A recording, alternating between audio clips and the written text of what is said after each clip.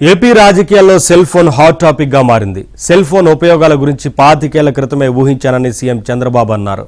ఆనాడు చెప్పినట్లే నేడు ఫోన్ లేనిదే ఎవరో ఉండలేకపోతున్నారని అన్నారు.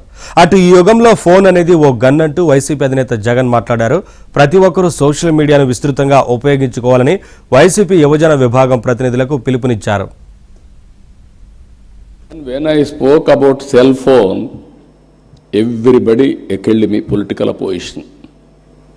Cell phone can give food or shelter or water, what you are talking, why you are doing all these things, who wants this, like that.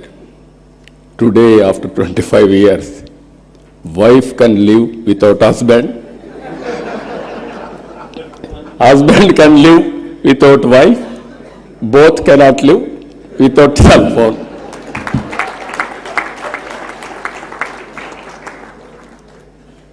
As a matter of fact, it is a weapon for everything.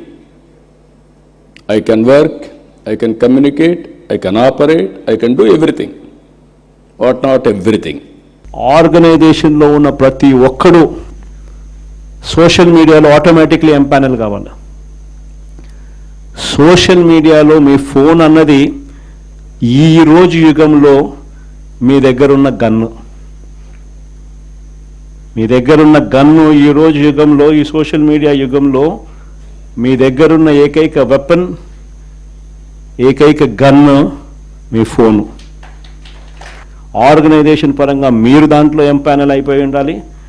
మీతో పాటు మీరు create చేసి organisation గ్రామస్థాయి దాకా కూడా ఆ ఆర్గనైజేషన్లో